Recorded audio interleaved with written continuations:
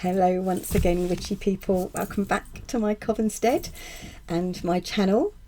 So today, after a very long time away, I wanted to talk about Samhain, Halloween, however you like to say it. And this year it's going to be kind of different for me because I haven't got time to do things for me.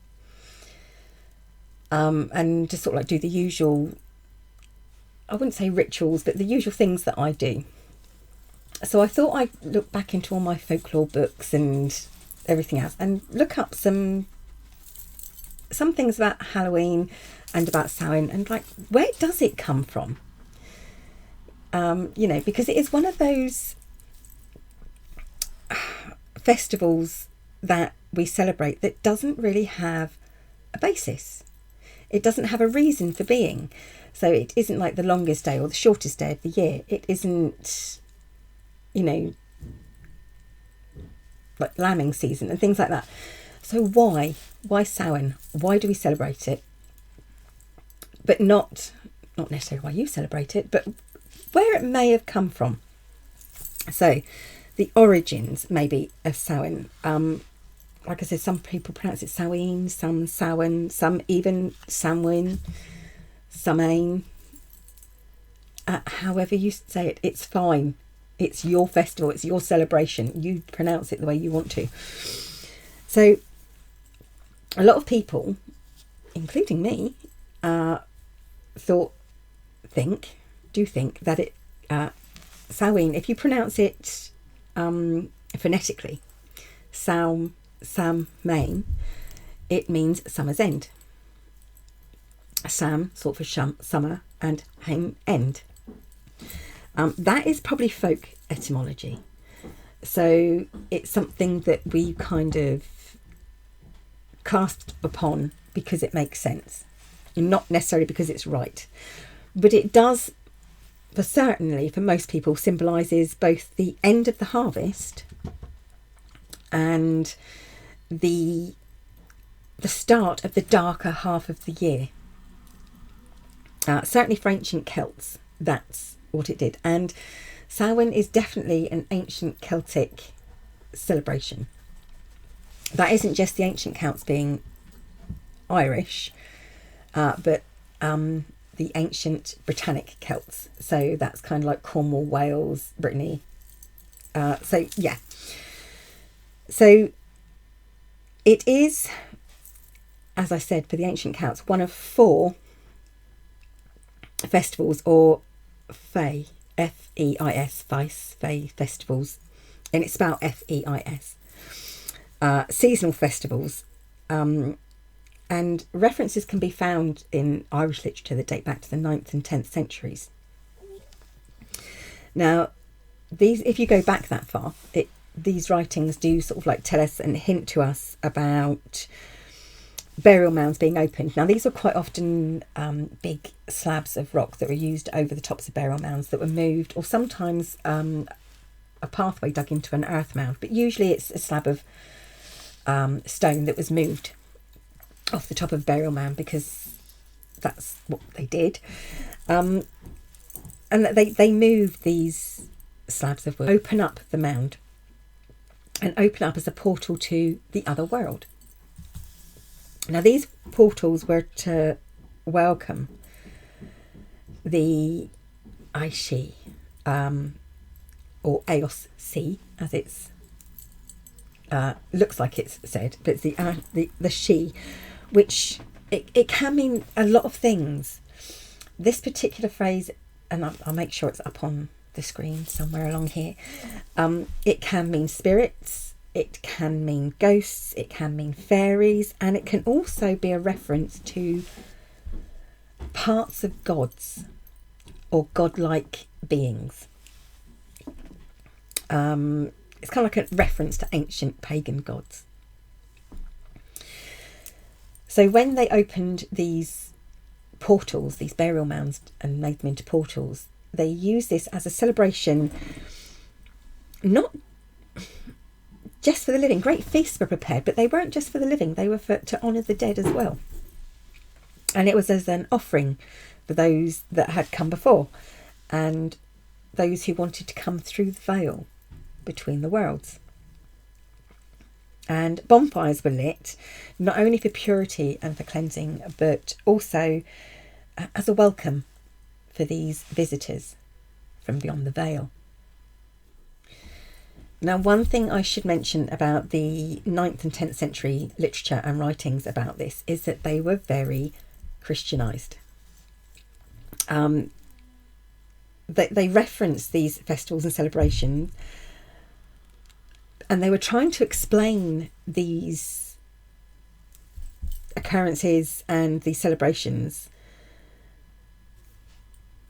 in a more Christianized way, or with a Christianized slant. So they referenced sacrifice, and one of the references states that you must sacrifice your eldest son. And obviously that is a very Christianized view of pagans and what pagans did, and obviously that probably didn't happen. It was just a Christianized reference. I'm not saying it's a Christian reference, but a Christianized reference. Whereas obviously Samhain as a festival, it's been thought to have been celebrated for over 2,000 years before these writings, obviously. As I said before, it wasn't just the ancient Gaelic Celts, the Irish Celts, who celebrated. It was Brittonic Celts, which is Cornwall, Wales and Brittany. So there weren't that many details of the events that were celebrated, the rites that were occurred. There aren't detailed writings of this, until the modern era where sort of like the cattle were brought down from the summer pastures and the weaker livestock was slaughtered to provide food for the darker part of the year. And the feasting around blazing fires was kind of continued in varied ways. Feasts were held with places left at table for kin. Quite often in a lot of places you would have, and this is throughout definitely the British Isles and Ireland, where stones would be either left round a bonfire or in a bonfire, and you would leave, and you'd go round to your neighbour after all these big bonfires were lit. You'd go round to all your neighbours and see if your bonfire was better. Sort of, my bonfire is better than yours. No. But it was also it became associated with death in a way that if any of the stones that you place stones either in the bonfire or round the bonfire to represent your family and family members that were alive, and as like a welcome to help bring in your family from the other side, or entities that you wanted to help from the other side. Anyway, if any of the stones were moved or a footprint was found near the stone, it would mean that the person that stone represented would die within the year. So kind of, quite depressing, really. Now, what I should say also was that the SG, AOC,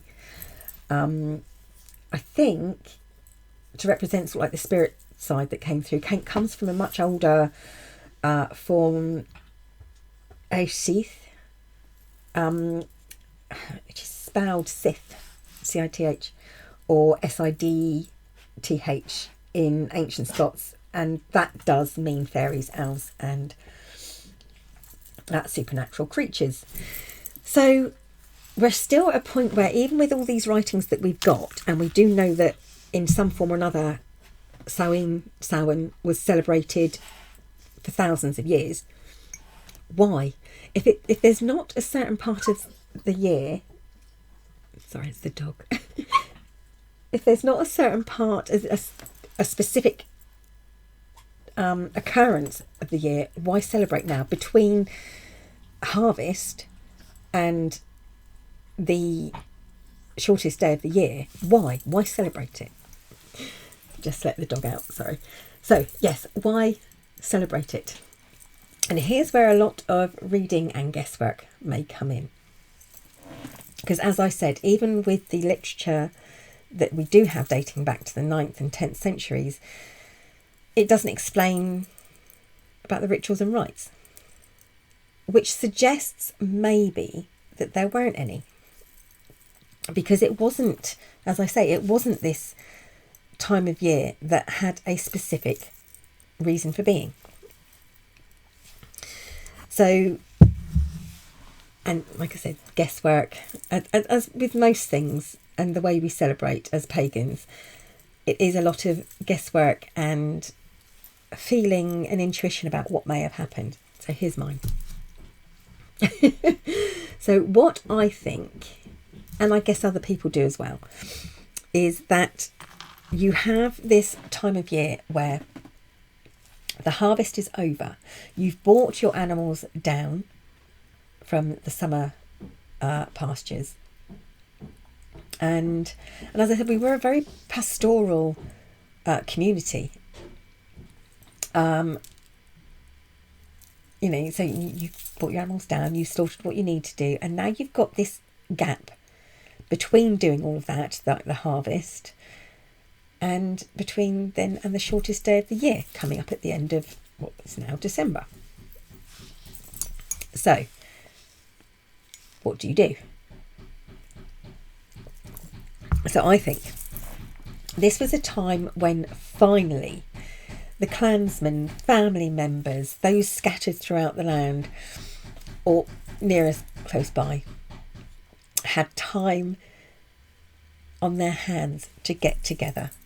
They could get together, all the different clans, all the different bits of families and family members could all get together. They could swap news. They could talk about their family life, what was going wrong, what was going right, things they'd heard. It was a time to swap news and really, if there was any problems between families or anything like that, you know, they could sort it out. They had time on their hands to do this. And that kind of makes sense. That to me makes sense, that you have these big bonfires and they're almost like beacons throughout the land where you could get together. You know, you had feasting because you were getting ready. You wanted to welcome all these people that you knew or maybe you didn't know, to make sure that everything was going to be all right through this really scary part of the year. So it was a time when throughout the year that you did have this moment's pause, this lull in all the work that you had to do to... So I'm really, really distracted. I don't know if you can hear, if the microphone will pick up. There's a lot of banging going on. Sorry. So you have this lull in the year, the working year, the pastoral year. And we were pastoral communities pretty much. Pastoral and arable. Yes, we had a lot of farm animals, but we needed, we weren't nomadic so much. So you had this lull in your life where you could get together and swap news and, like I said, sort out problems. If there's any problems between families or clans, kith and kin, you had time to sit round and sort out and find out if your neighbours had enough food to get them through the winter. If they had, or if you didn't have enough, did they have any spare? You could find out if who had died that year, who had had more family. So it was the best time of year to gather together, and that's why I think Samhain represents really family and coming together more than any other time of the year. It was that lull before work started again, before you had to get that through the worst part of the year, before the next rite and celebration and festival was coming around, which was the end of December, where the shortest day was there. That was your lull time. So it kind of makes sense that represents the end of the year for us.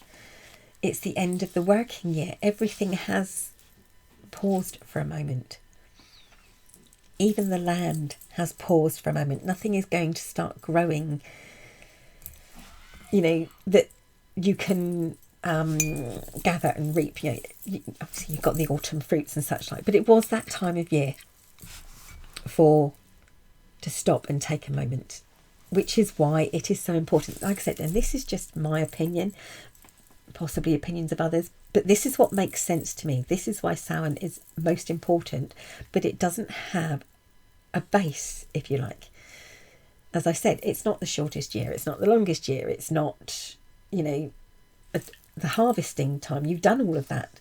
So why is it here? And that's why I think it's here, because it is a time of not only to stop, but to reflect on the past year and to confer with other people and to confer with other clans and family. And that's what makes sense to me. So there you go. As I say, my Halloween, my Samhain is different this year. As you can see, even my my altar box is here. It's going. I don't have a new one. I haven't a repurposed box once again. But I am definitely thinking this year about how to keep family in the loop, if you like. It's very much about trying to sort out my home and get it ready for the changes that are going to be coming throughout the next year or 2 years. Like I said, it's not going to be sudden changes I'm concerned about. It's the long-term changes. How am I going to get through the next year or 2 years? The changes that will take place and how I'm going to deal with that and how my family is going to deal with that. So there you go. Rather long-winded way of just saying, yeah, we had to get together at some point during the year, way back. Thank you for watching, witchy people. Thank you for listening, and I will try to be back very soon. Bye for now.